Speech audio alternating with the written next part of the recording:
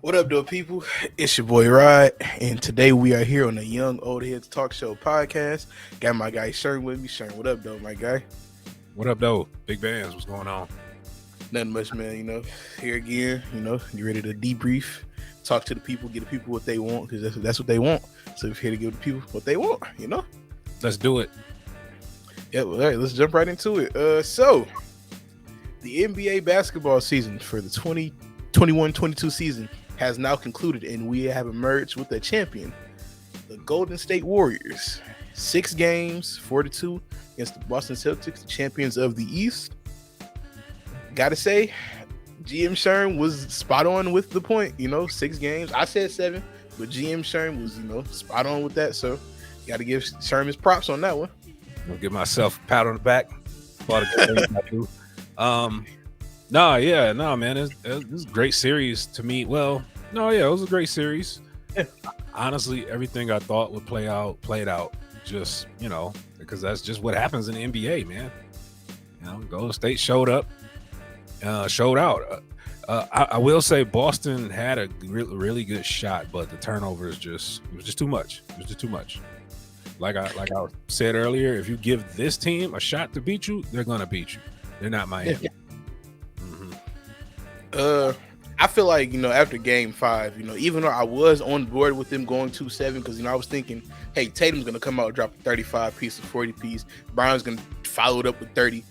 I kind of had this little twinge inside of me that was like, well, after this game 5 performance, Boston, if they don't come out swinging in the first quarter, which they did not, they came out swinging in the first 6 minutes. That's not the first quarter, people.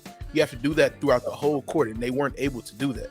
So after about the first 6 minutes of the game, even when they were up by 10, I was like, this game is over, because they didn't have that little emphasis that I needed to see from them.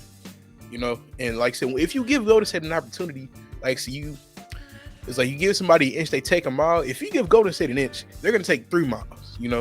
They just have that much superior talent to almost every other team in the league. And then when Steph was so angry that he missed almost 10 threes in the game, you knew he was going to come out firing like that, So, as expected by most, they came out, took care of business, did what they had to do. And I feel like it was a great series, well-deserved champion. They might be repeat champions again. Like, this wouldn't be the first time that they repeat champions. So, but like I said, it was a great series. I will say that was good basketball to watch. I hope the country enjoyed that, because I sure did. So, yeah, it was great basketball all around. I agree. I do think they definitely, I don't want to call a shot too early, but right now, as of this recording, they're the favorite to go back to back for sure. Because Steph, Clay, and Dre don't have to play those heavy minutes now. Now you can get Moody. Now you can get Wiseman if he's available. Kuminga stepping up into that starting role now too, maybe.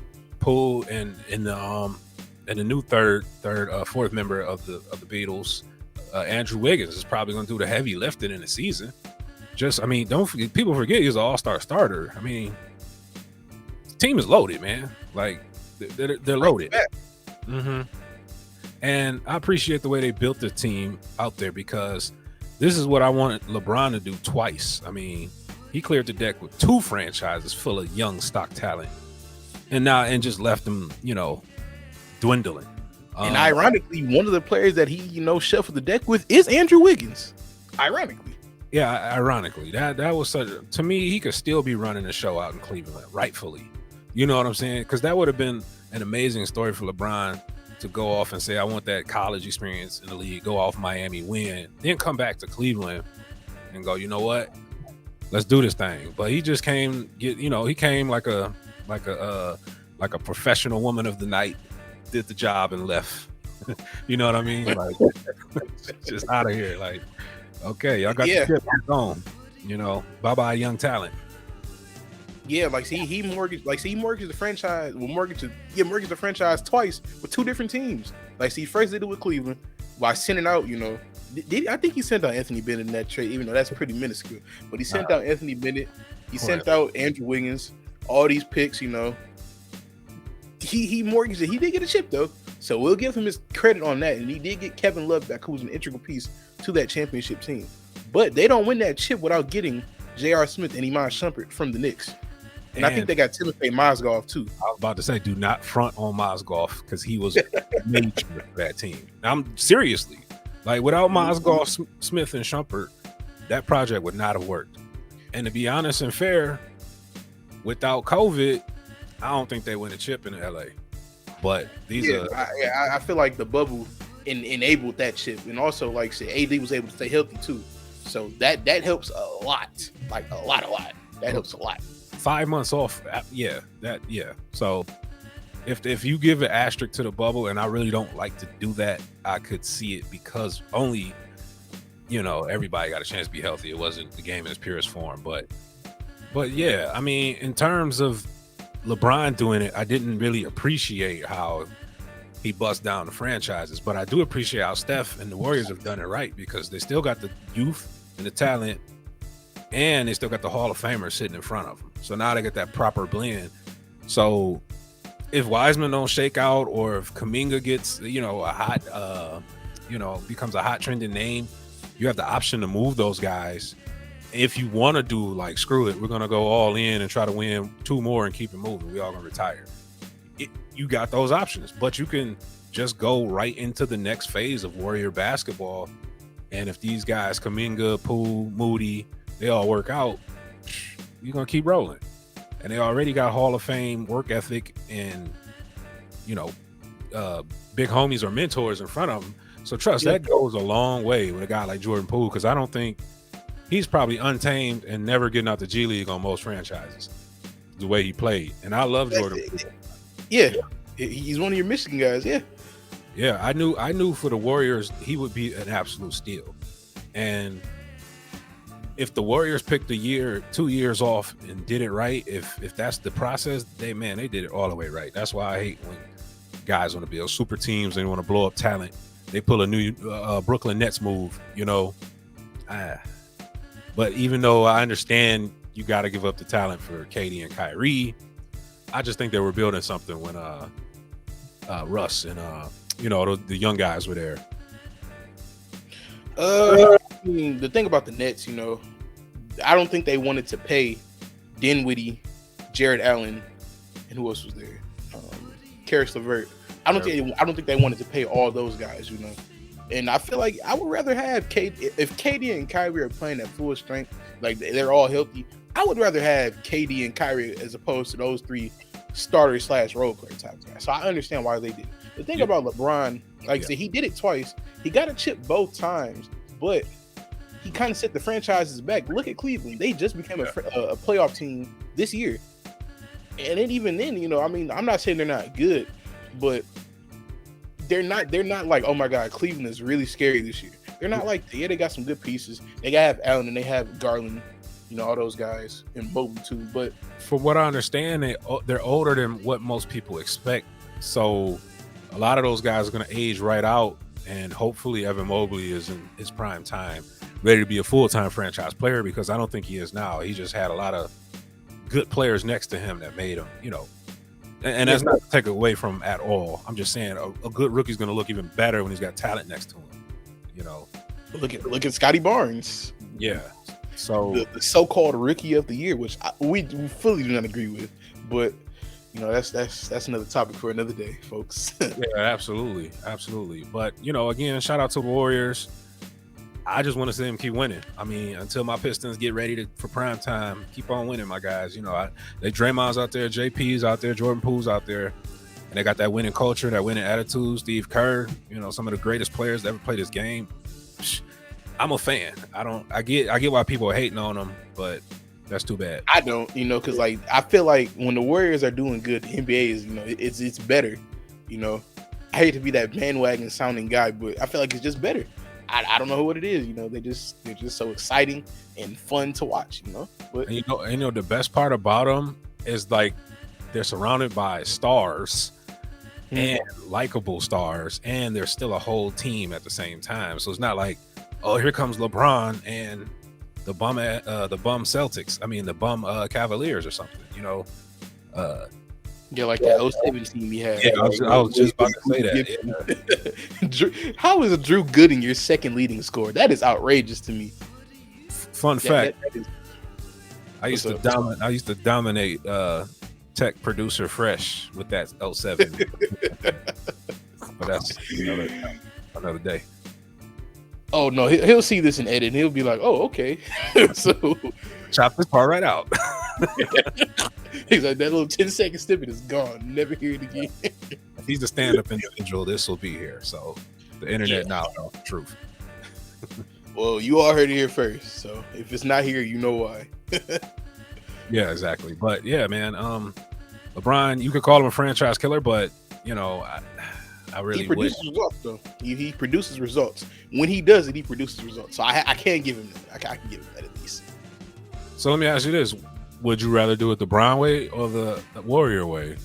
Even if the Warriors run does just flat out end in 19 and they don't get back to this moment, would you still rather do it that way? Because they still got young talent, you know. Yeah, I would rather do it the Warriors because, like you said, even then, like I said, they still have Steph.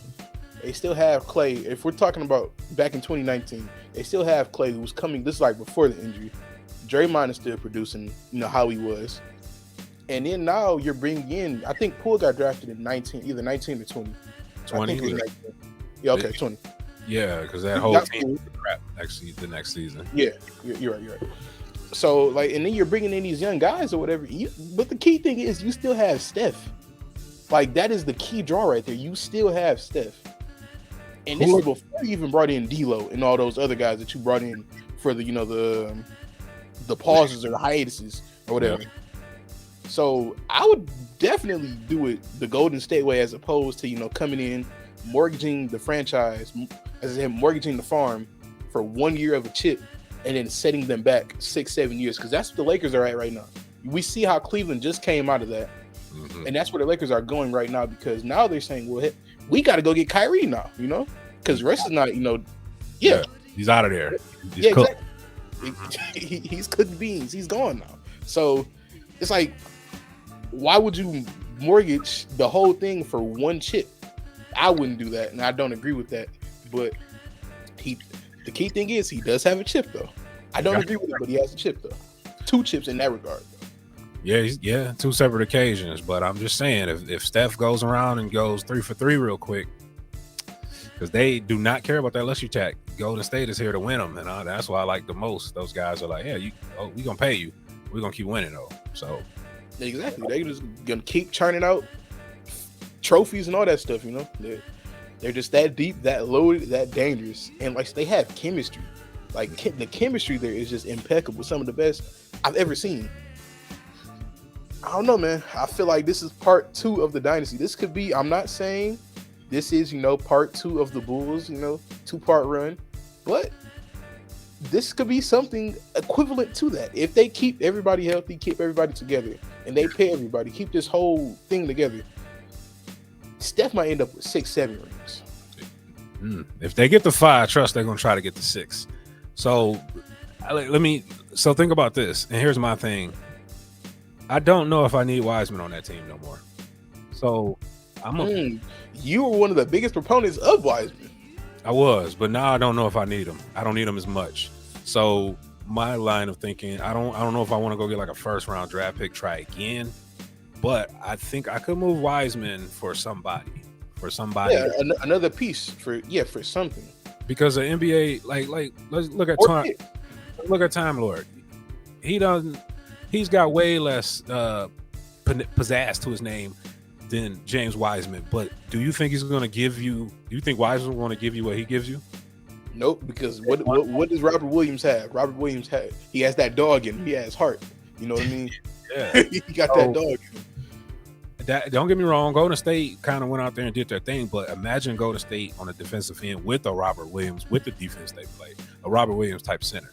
So that's what I'm saying. It's wild controversy. I'll probably get killed for it, but I can downgrade Wiseman, turn him into a Time Lord type player, and get another young piece of talent that fits even better with the team. Who that might be, I don't know, but I'm just saying. But it's possible. It's definitely possible. Yeah, you know. So I wouldn't rule it out. This thing could go another 2 more easy. Yeah, most definitely. Especially, I wouldn't be shocked if that did happen. Honestly. especially if Brooklyn messes around and we probably have to talk about this later after when free agency gets closer. But if Brooklyn messes around and loses Kyrie, come on, man. As we say, those are some eyes emojis right there. Those are some real eyes emojis right there. Man, come on. Yeah, before we move on, I just want to say, I'm glad you all are starting to give Robert Williams his flowers now, because I used to dominate you all for months on end with Robert Williams. They know, we're going to keep that on the down low, but they know who Robert Williams really is. Now, producer Fresh, you can't edit that out. 34, 45. I'll give you a time stamp. If you're a stand-up guy, that will be here in the recording. No editing out of anything. That is statements, facts, stated facts right there, folks. Yeah, you had a like 2-day run. It's cool, but anyway, 2 days is crazy. That's a whole nother conversation for a whole nother time. We but yeah, it's an exciting time, man. So NBA's here. NBA's over now. Now it gets even more exciting. I know. So that leads us to our next point. Summer NBA is here now. So what does summer NBA mean? Draft, free agency, summer league. What's the first thing that's coming up? The draft. So here on the Young Old Head Talk Show podcast, whatever you want to call it, we decided, let's do something different. Let's step outside our boxes and comfort zones. We have a mock draft for you people. A 2022 NBA mock draft. First 10 picks. We tell you what we think is going to happen, who we think is going where. We got here for you right now. So, Yep. GM Sherm, the GM. You're starting off as the GM of the Orlando Magic. I guess they don't do drum Number roll. one pick. Little drum roll. Try to, number one pick. GM, if I'm Orlando GM Sherm, personally, I'm going Jabari Smith all day. I got to. Even though I don't love his game as a slasher, his offensive base, that jump shot is just way too crazy. His intangibles are just, freak of nature intangibles. And he can play defense. And plus they got Wendell Carter down there. And I like, what's his name? They got Jonathan Isaac. Yeah, Jonathan Isaac. And what's the guard play? They got some good guard play down there. Cole Anthony. Cole Anthony and the kid from Gonzaga they took last year. Oh, Suggs. I'm not really too high on Suggs, but he's down there. He'll do better. And they got Franz Wagner. So Jabari Smith will fit right in. I just think he's going to be a weapon for him. So number one pick all day, Jabari Smith from Orlando.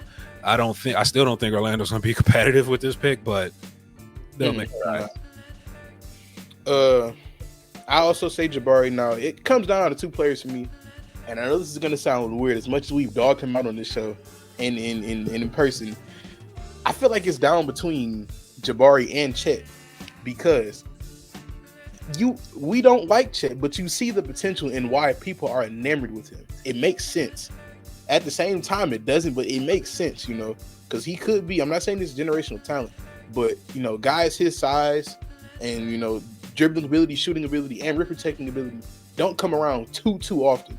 So if you really feel like you have to have that guy, he's there at number one. But I feel as though he goes. I feel like Jabari Smith goes number one, and so I'll start off with number two. If I'm Sam Presti, if I'm placing Sam Presti, Chet's there. He fits the mold of Oklahoma City. If you know, he fits the mold of Oklahoma City to a T. And he also gives SGA and Josh Giddey, exactly what they need in a big man who can rim protect and facilitate just a smidge. Even though they have two dynamic facilitators in SGA and Josh Giddey. But I feel like Chet and OKC they go hand in hand. Fits like a glove, peanut butter jelly, chips on a sandwich, all that stuff. They just fit so seamlessly. So, I understand perfectly, because if I'm GM Sherm working in OKC, if I just got hired down there with this roster in front of me, given the opportunity, I would also Chet at this spot. He speaks right to the fan base. I think he was a blend of young talent, not that he's going to be a superstar, because I don't think he has superstar abilities. I just don't. I just think he has those intangibles that can put a team onto an upper tier or the next tier. Yeah, I have questions. They're hiding his health reports. That might just be some games they play, whatever. But I'm just concerned about his build and his health. But from what I've seen, my concerns are that I don't know if he can compete with real NBA big men, because in those big spots where I've seen him go against Paolo Banchero, and what's the kid out of France? They went head up over. Victor Wembanyama. Also, he played Jalen Duren too, and I believe it was a tournament this year. And I was not impressed on any of these moments of his, any of them. So, yeah, Victor was giving him that work. Victor was giving him that work. Yeah, he was, and that's kid. We'll probably talk about future episodes, but yeah. So in this moment, with these choices, I would still take Chet despite his concerns. But right next to those guys, Poku and Giddey and SGA, and I forget the kid with the Texas haircut. Kendrick Williams. Kendrick Williams is a mid-level player, but another guy I like that got down there is Trey Mann. Trey Mann comes out the bench as a microwave scorer. So I don't. Along with the transfer trove of draft picks, they got two. My bad. Yeah, they got a ton of draft picks. 3 in the first round this year. 2 now, but that'll come back to snake bite them. But I'm just wondering if OKC is trying to. GM Sherm is always going to be trying to play competitive, but so I understand the move. But I just wonder if Sam Presti's going to be competitive, or if this is just going to be to continue to be an NBA farm system for other teams. I don't really know what they're trying to do in OKC. And honestly, Chet would be the perfect pick to slide right in, and it can still go either way. That can mess around and be a playoff team with Chet. Playing team with Chet in a tough West. Yeah, if everything works out, yeah. So, okay, number 3, Houston Rockets. You're replacing, not Steven Silas, whoever the GM is. You're replacing them. You started off. You down to H-Town. You grabbing number 3. GM Sherm just got hired in Houston. Adam Silver's at the mic making a pick. He's going to draft number 3 overall, Paolo Banchero from Duke University. I really love this kid's game. Again, I think Houston's got enough young talent and enough youth where he doesn't have to be the man 100%, because he couldn't be the man 100%, I don't believe. But for what he does, Houston's going to put up numbers this season. They're probably playing no defense, but they're going to put up numbers. And I like that young talent and all those supremely athletic guys with a guy who can facilitate out the post just in case KPJ and Jalen Green get in each other's way. Like, hey, give Paolo the ball. He'll get you going. So spread out a little bit. He'll spread out a little bit. So they're going to be dangerous from that facet, but they're going to be real dangerous, and they might sell some tickets. But I just don't think they're going to win a lot of games. So we might see Houston right back in here again. But that's definitely who I'll go with. Paolo Banchero, Houston. I hate to be so chalk here. I hate to be, just so spot on with these picks. But if I'm Houston's GM at number 3, I'm taking Paolo too, because, they need another ball handler and facilitator. And Paolo, as big as he is, he can be that, Paolo is basically a secondary ball handler / distributor. Yep. And Jalen Green is not going to be the distributor. He's going to be the guy to get you buckets. But he's not going to be the guy that you're, counting on to make 10 assists a game, And KPJ's not that either. KPJ is a bucket, but is he really much more than that? And like you said, they're going to play 0 defense. Like, Paolo's not a good defender. Green is a solid defender. I'll give him that. Green's a solid defender. He's okay. KPJ's not a good defender. So and they're going to be a turnstile. They just lost Christian Wood as well. And Christian Wood is not a good defender, but he was probably their best defender. And as much as I like Sengun, I do like his game a lot. Is a nice piece. No defense though. No. So expect Houston to be back in here next year, and I think they get that. I don't know that we'll talk about next year, but yeah, this will just be another piece in the rung for those guys. Yeah, they're going to be a sieve, but they're going to put up some numbers on offense. You're going to look up one day and they're going to drop 130 on a decent team. You're going to be like, Houston? Yeah, they've got the offensive pieces like that. Oh, yeah. They're going to catch somebody on the back-to-back sleeping. Yeah, exactly. They're going to blow them out by like 20 to 25 points. You're going to be like, Houston? Mm-hmm. Yeah. All right. Number 4. The Kings, Sacramento Kings. I know what I just said, you know, we're going to be so chalk. Not this time. Shocker here. Number 4, the Sacramento Kings take Dyson Daniels from the G League. Wow. Dyson Daniels from the G League. Now, hear me out. Holy wow, Bob. Yeah. Okay, so I know you're probably thinking, why would they take another guard? And if they're going to take another guard, why would you not take Jaden Ivey or Benedict Mathurin, right? Mm-hmm. Keep in mind, folks, they are the Sacramento Kings. Like, let's not forget that is a fact. The Kings have done some weird stuff. I will say this one, and you will be like, okay, he's right. Let's not forget, they took Marvin Bagley over Luka Doncic and Trae Young and even Jaren Jackson. No, was that Jaren Jackson? I think that was Jaren Jackson in that draft.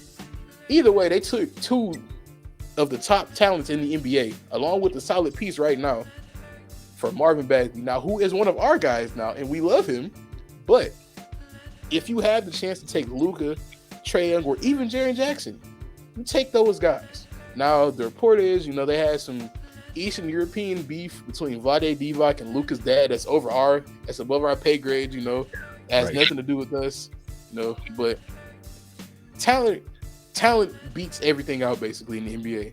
And you saw Luka, you saw what he was going to become. He was dominating grown men at 16 years old. Yep. 16, folks. But that is another story for another day. So let me get back on track. Dyson Daniels, though. I'm not too high on this kid, but he's a great defender. It looks like he can pass with the best of them in the draft, and then he can slash a little bit too. He can get to the rim. So no, he's going to be one of those guys to put up a 16, 10, and 13 stat line. You know, you're just going to look up, be like, oh, he dropped a triple double today. You know, he's going to be one of those guys. And like I said, the Kings are known for doing some weird stuff. They took Tyrese Halliburton when they already had De'Aaron Fox, and then also they took Davion Mitchell when they had Halliburton and Fox. Then they traded away probably the best, even though I'm a huge De'Aaron Fox fan, they probably traded away the best long-term guy in Halliburton. Yeah. So I know you're trying to wrap your mind around what are they doing. Nobody knows. The Kings don't even know what they're doing. You know? So I feel like, you know, there's going to be at least 2 picks in these top 10 that's going to be like, wow, I did not expect that. Kings will be one of them. And I feel like Dyson Daniels will be that guy. Oh, I mean, that's a bold one. I like it. That is a bold prediction. That is a very bold prediction. But yeah. Now, see, if GM Sherm ever got hired out in Sacramento, it wouldn't be him making the pick. It would be the owner. Was Vivek? I forget his last name. Yeah, that guy. So with that being said, and him liking to, I think he's one of those owners that likes to hang out with his buddies who are NBA players. So that being said, I think he got to be the smartest guy in the room. Got to outsmart everybody. Yeah, and that's fine. You do that. So with that being said, I think they do something out of the ordinary. Some people, I honestly would call it a good pick, and I think they pick up Keegan Murray. Personally, for them, I think that's a good pick. Jaden Ivey would make no sense there, especially just after, like you just said, getting rid of Hallie. And now you bring back another guard. Like, come on, man. You know, and then Ivy and Fox are basically the same player, basically. And you still have no real ball distributor down there. So, yeah, exactly. No, in this case, give me Keegan Murray. I think he's an older kid that fits in a little better with the culture. They'll probably make him a captain off rip because it'd be, you know, him and Fox will be 2 of the older guys on the team. And I just think he brings a lot because with Swiper running the break, Keegan runs the break really well and plays defense in spots that I like. He's a long-limbed athletic kid, you know? Yeah, he's a modern day big man. And down there next to Sabonis, I think you can make something happen. You can fill out the lineup a little better. Again, I know their ownership's ready to compete for competitive basketball, and I think Keegan Murray gets them there faster than Jaden Ivey. So they're going for Keegan Murray to the Kings. To the Kings. All right. The pick you've all been waiting for, folks. Sherm, you know, I feel like, you just got done with that pick, so you go first with this one. The Detroit Pistons, number 5. And then Troy Weaver. Yep. Troy Weaver has been replaced by GM Sherm. And GM Sherm, your first pick as the Detroit Pistons general manager. Who do you take? GM Sherm, number 5 overall. I'm probably going to do the obvious thing, just pick the best player available and take Jaden Ivey. He is just simply dangerous in the fast break. His first step is outstanding. He can play off ball. He's not the greatest of shooters, but with the speed of which he can get around his opponents and the moves he can make, I don't need him to shoot right away. Dwayne Wade didn't shoot right away. There's a lot of players. Derrick Rose didn't shoot. Dwayne Wade never became, the knockdown shooter. I mean, probably for a couple of years. But, if you leave him open, but yeah, early on he had a dangerous mid range. But yes, he became a competent NBA 3-level scorer, and that's great. But I'm just saying, a guy like him, I'm not going to worry about his 3-point shot. I'm not even going to worry about him playing off ball because personally, GM Sherm is not going to play the Dallas offense. So I want Cade running off ball sometimes. I want Jaden running off ball sometimes, and we'll progress like that. And we'll turn our fast break to one of the more dangerous fast breaks in the league. Not to mention, if you are following the Detroit blueprint, in their 3 title teams, they've had no less than 4 dynamic guards that could go 3 guards at any given moment. So I'm sticking to the blueprint. Give me the best perimeter player available, and that's Jaden Ivey, number 5 to the Detroit Pistons. Yeah, that's the obvious one. I'm not gonna blow up anything because this is what I want to happen. I'm gonna speak it into existence. I've been on this train for however long.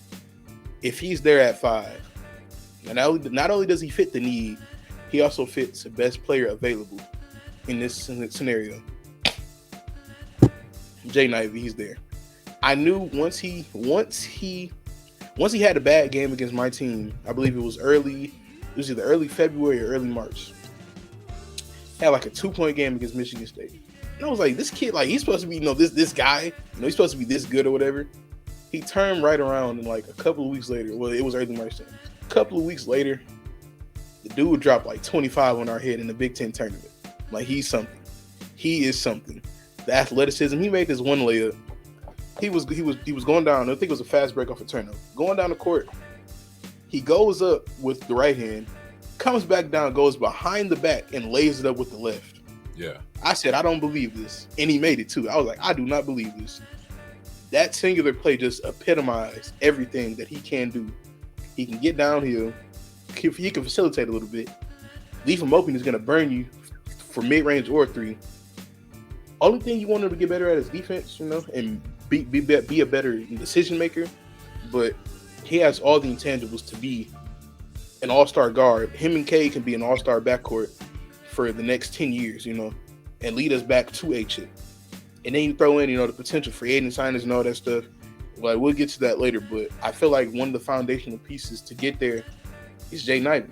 And also, I will say, I am on the board with Benedict Mathurin too. I'm not opposed to that. Yep. But Jaden Ivey if he's there, you got to take it. Point blank, period. Not gonna get too much into it. Point blank, period. You got to take it. It's a no-brainer. It's a no-brainer for me. It's a no-brainer for me, Big Bands. Yeah. So, number 6, Indiana Pacers. In my board, Keegan Murray is still there, and like you said, he's older. The Pacers, they want to win now. I think it's like the first time they picked in like the top 10 since like '89. I think some crazy stuff. So They want to go. They want to get back to winning. So why not take the probably the best NBA rated guy besides Paulo? It's Keegan Murray. Why not take him? I feel like Keegan Murray is there at 6. He's the guy. He's the option. Now you put him and Hadley there, and even if you retain Miles Turner, Jalen Smith is a nice option down low too. Yep.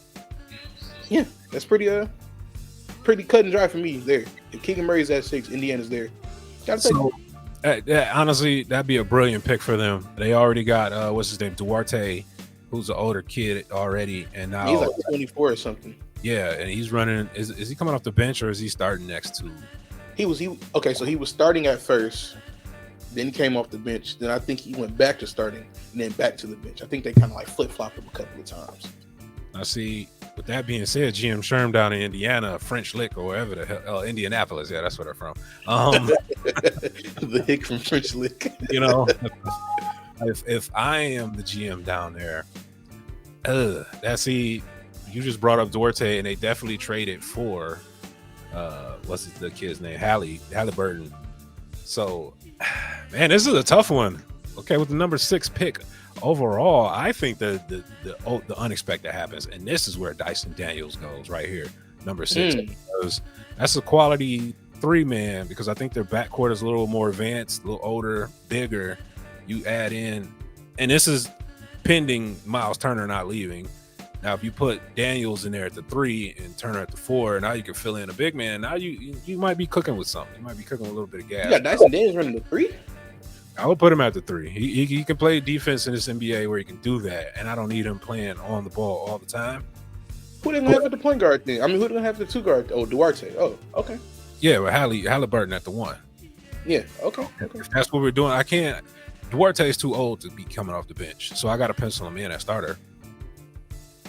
And right there's a lot of dynamic 2 guards right here from Shaedon Sharpe on my board, Benedict Mathurin on my board, AJ Griffin still out there, Johnny Davis still out there, but Indianapolis already seems set at the, in the backcourt.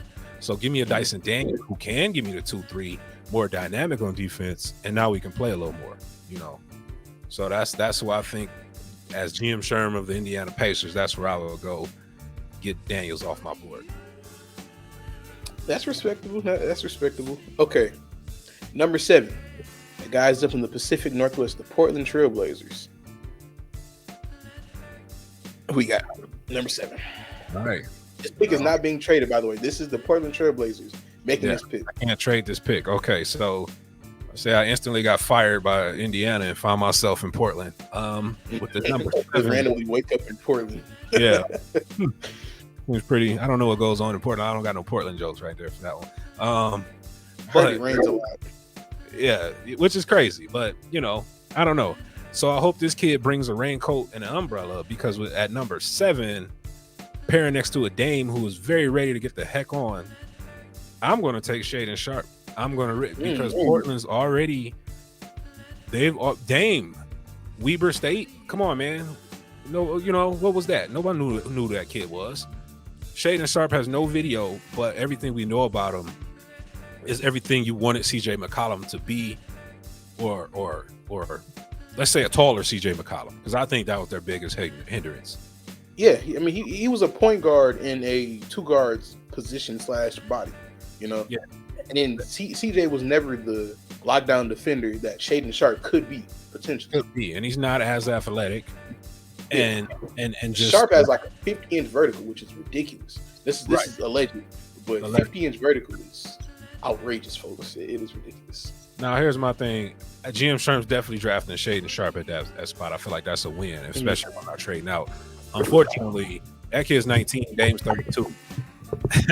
I don't know how that's gonna work out long term. That would be my number 1 concern if I'm in Portland as GM Sherm. Like in that moment, I'm taking Shaedon Sharpe.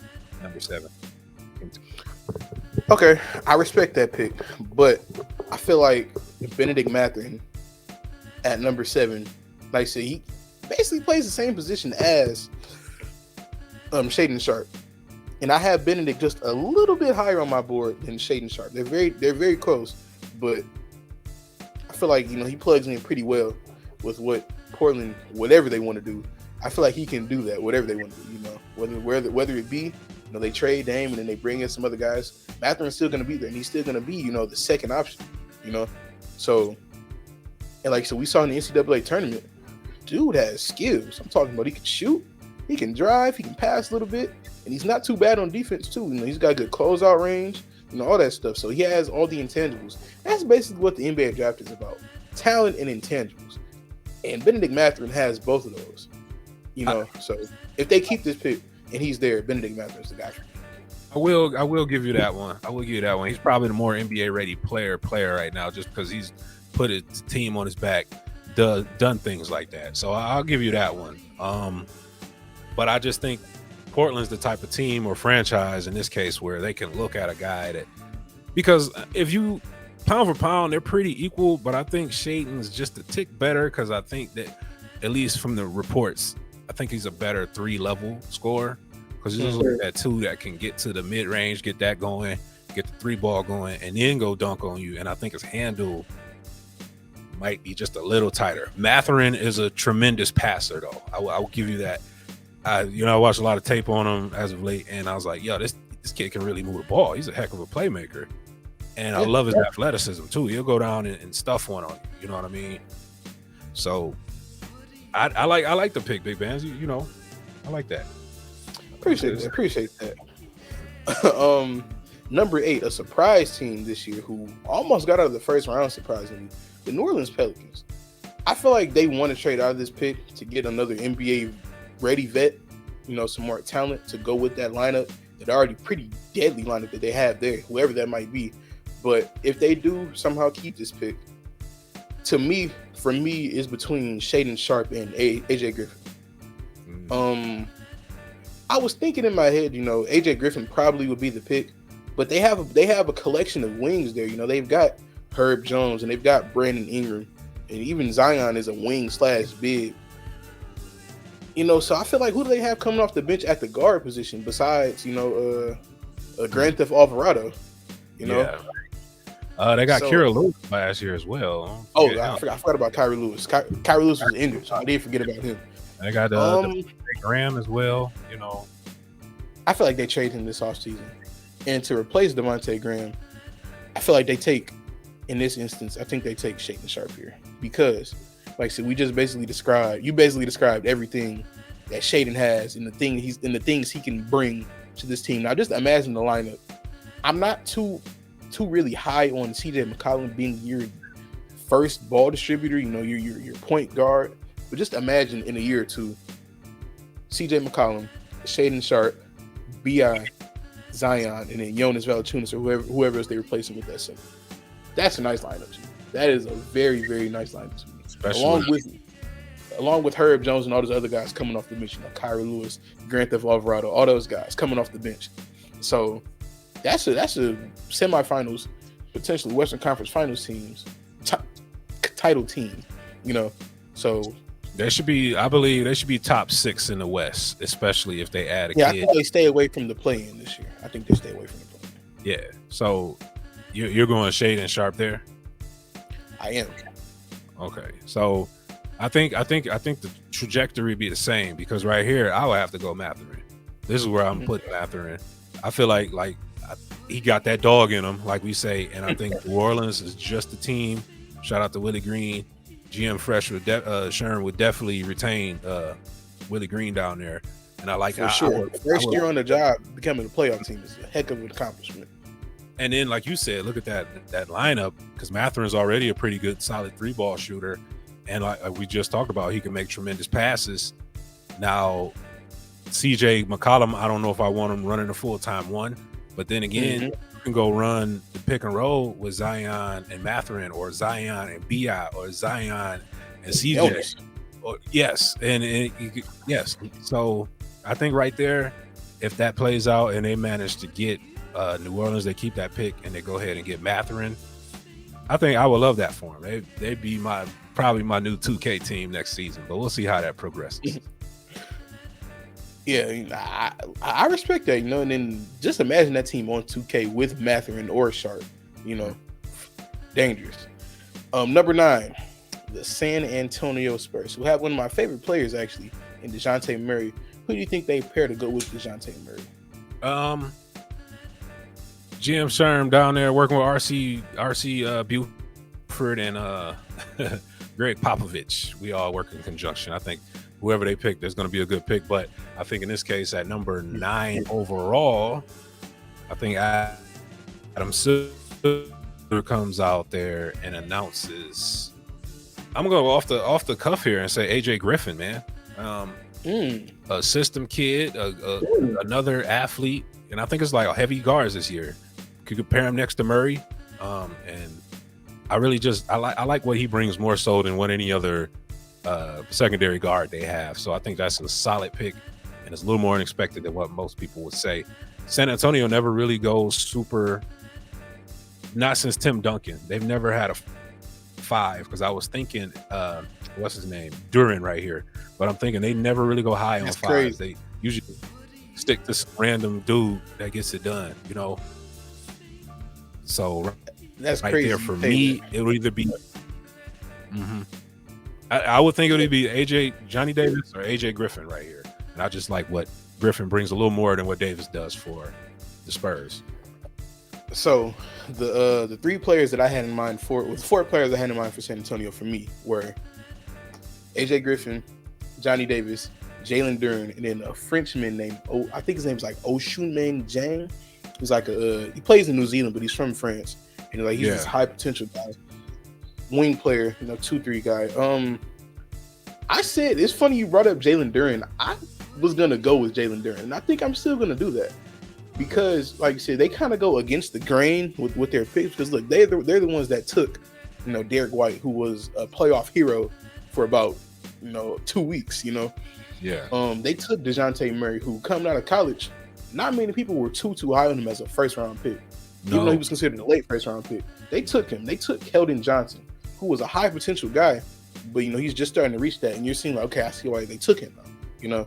So they kind of go like against the grain as to what people would do for them, and I feel like they kind of do need a big, even though they haven't had a big since David Robinson to like really be that guy. I'm not saying Jalen Duren is going to be the next David Robinson, not saying that at all, right. But Jalen Duren there, so he fits the need, and if he can come in and work. The only question I would have about him going to San Antonio is they have like their system team. They have guys who they want to come in, fit that hard working system, and like to come in, do your dirty work, whatever. I don't know if Jalen Duren fits that for them, but if they're just going off of positional need and talent, I go with Duren there. Fair. I like the pick. I mean, I just can't see Pop reaching that high for a big that early, especially in this new NBA. He knows how this stuff works. Think of all his title teams. The guy running the 5 was never anybody impressive. Tim Duncan.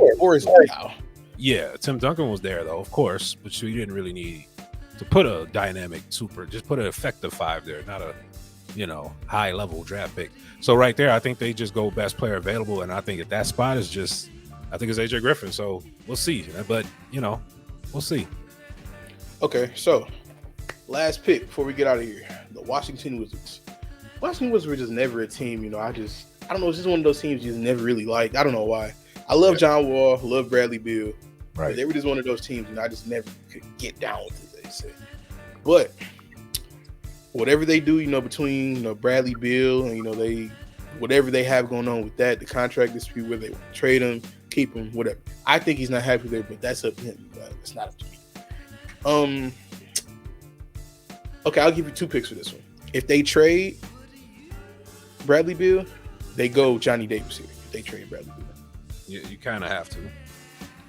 But if they don't trade Bradley Beal and they want to keep him there, keep him unhappy for 5 years, 140 something million, I think they go AJ Griffin here. And I'll break down both of them. Johnny Davis, I know some people are extremely high on Johnny Davis. I'm not one of those guys. I saw him play 3 times this year. Well, 3 times against my team this year. In none of those games, he impressed me. He had about 20 points in like 2 of the games. But none of those games, I was like, wow, this kid is really, really standing out to me. He just never was that, I don't know if it's just because Wisconsin is so drab and boring, but he just never just popped out the screen like, whoa, this guy's gonna be amazing. Because there's some people that feel that way about Johnny Davis. Some people were saying he could go as high as 4. I don't see that happening personally, but he's a talented guy. I'm not gonna say he's not a talented guy. I've heard comparisons to Devin Booker. No, I really don't like that comparison, but even though it makes a little bit of sense because.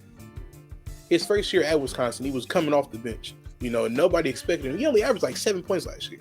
So nobody expected him to be, blossom into this 23-point per game scorer in college. Kind of how Devin Booker was. He came off the bench, averaged like 10, 11 points. Nobody was expecting Devin Booker to turn in what he is now. So Johnny Davis might take the same trajectory, in that path. But as to AJ Griffin, he's an NBA-ready guy, he tweaked his shot because he was not a good shooter coming out of high school. But something changed in Durham, and he became a knockdown shooter towards the end of the year too. So, yeah, AJ Griffin, he fits the wing need that they have, and he's an NBA ready guy. So if you want to keep Bradley Beal, why not give him some guys who can come in and play starting off that quick, you know. So Think he's a day one starter out in Washington. I think he's a day one starter in Washington. You know, they can run Kuz at the 4 or Gafford at the 5. Who is running the point? I was just about to ask you that. No, it's not Ish Smith. It can't be. No, it's not Ish Smith. Okay, I forgot about Avdia. So maybe you put. Well, Kuz can't play the 5. I don't know. And you still got Porzingis and Rui Hachimura out there, and Denny Avdia. That's a weird lineup with Kyle Kuzma and Brad That is Beal. a very weird lineup. Yeah. Okay, so and KCP. Maybe you run Beal at the point. You throw Griffin at the 2, Avdia at the 3. Don't forget about Neto. Neto. and Gafford. I like Gafford as a big man. I do like him on that team. Yeah, I feel like you can have Gafford coming off the bench. So probably run KP at the 5 and Kuz at the 4. And I don't know how you shuffle that though. You know, like I feel like they're such an oddly built team because if you do grab Johnny Davis, okay, he'll be the backup too. He won't be starting, but if you grab AJ Griffin, I mean they kind of do have a wing need because all you have really is Kuz and Avdia, but it's like they're such an oddly constructed team. Ever since John Wall left, it just been so I don't know. And that's where I'm confused, right? So I'm confused with Beal, like at number 10, and looking at who's available on the board. Yeah, Johnny Davis is right there. He is. He's still on my board as well. I don't know if I need Duren on the Wizards, so it would. No, they've got KP and Gafford and Thomas Bryant too, so they definitely don't. Yeah. They don't need bigs. They need the best available point guard. But where we're at in this board, in the big board, you're not taking Ty Washington at 10. No, you're not. You're not. So for me, I think at 10, much as I don't like this pick, they got to take Johnny Davis, man. I feel like that's the low hanging fruit right there. He's there. This is insurance. If Brad Beal leaves, this is insurance. Definitely insurance. Because you don't know what you're going to get back for Bradley Beal if you do trade him. So this is insurance to back it up, basically. Now it's funny you say that because it's funny you give your review on him. When I saw him play, I saw a kid. I actually liked what he brought to a team. I don't like what he would bring to Washington, but there's a few places where Johnny Davis would be really effective. What he does, how he does it, because he's like a Kentavious, and it's funny. This is Washington because he's like KCP. But a little bit better, I feel like he would fit pretty well to San Antonio. He probably would, but I don't know. I just think Griffin be a little more dynamic there. But hear me out. So I think Johnny Davis's ceiling at the most. He reminds me of Michael Finley back in Wisconsin, who was a former Wisconsin player. You know what I'm saying? That's where he was a 2 that didn't look. Like you said, I didn't know if it was the team and the system or the player, but it later proved to be the system because Michael Finley was a heck of an NBA player. You know what I mean? So I think Johnny Davis is probably going to be a career pro and a good pick, not a great pick. But I really just don't like him in Washington. But I think that's where he'll wind up. I don't like anybody in Washington. Like I don't like anybody. Unless they take Ty, because Ty probably does fit the best there.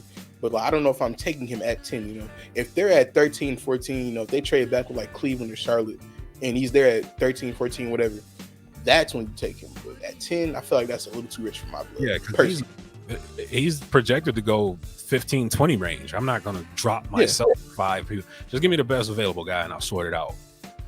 But if I get Johnny Davis, I have to trade Brad Beal. Like, what are we doing? So unless you want to get rid of KCP, which is a possibility, and you want to run Beal at the point and then Johnny Davis at the 2. Who is trading for KCP? No one. Nah, he'd probably get some run somewhere. I'm about to say, he'll get some run he'll be like the 7th, 8th man on a playoff contender. Somebody like, I don't know, Dallas or something. Somebody that fits that mold, or even a team like Phoenix or Utah. I don't even like Utah. I can see him. Actually, Phoenix is not a bad spot. Yeah, so he'll get some runs somewhere for somebody and be a decent piece. You know, he'll have a game where he goes off for like 20. I'm like, okay, I see why we got him. Yeah. He'd probably get hot, hit a few jumpers and whatnot. And Exactly. Go, oh, this is why he was 10th overall. Okay, but Eighth. you know, By us. Yeah. Crazy. Yeah. Don't get me started on the old drafts. GM Joe Dumars was fired long ago, so we don't have to worry about those mistakes. Yeah, we're not gonna rehash that, folks. That's enough pain for us. Nope. Yeah, but no, if we're doing just the top 10 picks, I think that's how it's going to shake out, man, for both sides. I think, you know, I think perfect way I see it, I do think somebody's going to up and jump and do something zany. I think it's going to be probably the Kings or somebody's going to do something like the Knicks are going to give out the whole farm to go get number 5 or get number 4 or something. I've heard reports that Knicks are throwing like picks galore, and they're a desperate franchise. Like I think it was last episode, they're a very desperate franchise. So yeah. Now here's the thing that trips me out. Everybody's killing Killian Hayes out here in Detroit, and I hate that. I really do, because Killian's only like what 20, 21. He's played 80 or 90 games, folks. That's one season. He's been injured and been one game. I mean, one season. That's it. And when he did get a consistent run, you kind of saw what he could bring. My only thing is this: we were getting killed for not taking Obi Toppin, but Obi Toppin 30. You know what I'm saying? And I don't see him getting too much better at all. At least Killian's ceiling is a little higher, so that's why ceiling is one of the best 6 men in the NBA. That's Killian's. That should be his goal. Obi Toppin is a lob threat who can hit a couple of threes every now and then. But he's like a rotational player on the championship team. Killian can give you like Marcus Smart type of defensive ability. Exactly. I don't know if that's good or bad after Marcus Smart just got cooked in the finals, but he just can't one defense player. I hate this comparison, but I feel like coming out of the draft, people were saying, they reminded him of Mike Conley. I don't like Mike Conley as a player really, but I was, and also now one I did agree with and kind of I saw D'Lo, because let's not forget, D'Lo was not that good his first 2 years, especially in LA. Whether he was trying to impress Kobe too much, or he had the little thing with Swaggy P, whatever was on his mind, he wasn't that good in LA. Goes to Brooklyn, get some VC, get some tattoos, whatever, changes his haircut, dude balls out and becomes an all-star. I feel like Killian can do that, but he doesn't have to leave the city. I feel like if Killian gets some VC, get a couple tattoos, change his hair up a little bit, get that confidence inside of him, Killian's there. Killian could be, I'm not saying he's D'Lo, but he could be, like I said, that perfect 6-man that fits exactly what we need and be along the lines of D'Angelo Russell / Marcus Smart. I think, right. So, funny you say that, because Killian actually does not have a sleeve. He bought that VC this summer. Yeah. I think he's got a sleeve and one on his leg. So yeah, I think he got one on his leg too. Yeah, so yeah, he definitely upgraded the tat. So, and now I think the whole thing with Killian this whole time was just confidence. It's all up here. It's always been up here for Killian. And when he gets outside of his own head, the potential is endless for him. We're not just saying that because we're Pistons fans, folks. When we see good basketball, we acknowledge it. And what we've seen from Killian Hayes when he's on, we see good basketball. The vision he has, the poise that he has when he's not rushing is just, we see it. So we'll see what this offseason did. This is the first time he's really had like a off-season program as well, where he can condition and learn the game with health. And he's still right next to his teammates. Look at him as a key contributor as well. So exactly. Personally, I think Houston and Detroit are going to be two of the best Tuesday night NBA TV games you can possibly watch all season, because of if it plays out and the Pistons get Ivy, like I suspect they can or should. Right, that's just gonna be exciting basketball, because K's already got a very dynamic offensive skill set package, right? But as much as I love Cade, I don't want him doing that Luka nonsense where he's got to have the ball 100% of the time. Everybody get out the way, let Cade dribble, step back. We don't. Yeah, don't worry. We want involved team basketball. And if you watch Cade play, that's what he does. He gets other people involved and he plays off other people. So Give me that dynamic stuff, man. It was times where when Boston was rolling, I'm sitting there watching Tatum go to work. Then it's just like Brown's like, yo, give me the ball, and I'm going off for 10 straight, or whatever, or we're gonna run for me for a few plays. That's how it's got to be, man. You sitting there watching a dynasty in our face, and the Warriors, as much as Steph can do and as dynamic as he is, they will never do that Luka nonsense for him. There is no need to do that. He gives you. They don't need to. Yeah, so I think it's a cop out for Luka.